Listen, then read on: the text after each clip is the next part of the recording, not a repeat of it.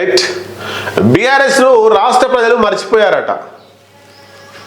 Joke చేస్తున్నాడు BJP రాష్ట్ర అధ్యక్షుడు, జోక్ చేస్తున్నాడు. మరి ఆ జోకు మనం విని నవ్వాలా ఏడవల్ల మనకు అర్థమవుతలేదు. బీఆర్ఎస్ను రాష్ట్ర ప్రజలు మర్చిపోయారా, బీజేపీని రాష్ట్ర ప్రజలు మర్చిపోయారా? ఒక్కసారి చూద్దాం. అసెంబ్లీ ఎన్నికల్లో బీజేపీ 8 సీట్లు గెలిచింది.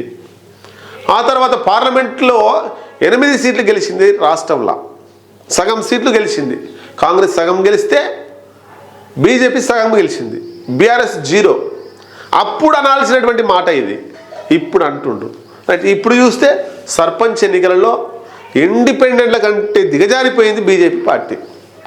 ఇండిపెండెంట్ల తర్వాతనే ఉంది బీజేపీ రాష్ట్రంలో. ఇండిపెండెంట్లు గెలిస్తే ఒక మండలంలో ఒకరిద్దరు ఇండిపెండెంట్లు గెలిస్తే 0లో ఉంది. మనం చూసినాం.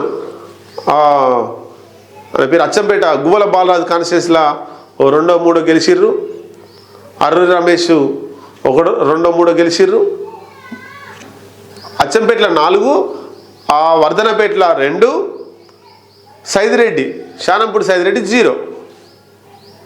అంటే మరి ఇప్పుడు బీజేపీని రాష్ట్ర ప్రజలు మర్చిపోయారా, బీఆర్ఎస్ను రాష్ట్ర ప్రజలు మర్చిపోయారా? రామచంద్రరావు ఒక్కసారి సెల్ఫ్ ఎవాల్యుయేషన్ చేసుకోవాలి. ఎవరు చెప్పేది కాదు అది.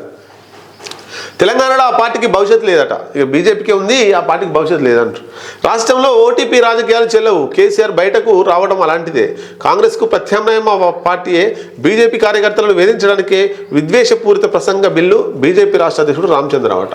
ఒకసారి ఈ స్టేట్మెంట్ ఇచ్చే ముందు ఒకసారి రామచంద్రరావు ఏం మాట్లాడిండో ఆయన సెల్ఫ్ ఎవాల్యుయేషన్ చేసుకోవాలి. తెలంగాణ రాష్ట్రంలో ప్రజలు మర్చిపోయింది బీజేపీ పార్టీని. అది సర్పంచుల ఎన్నికలను చూస్తే స్పష్టంగా కనబడుతుంది.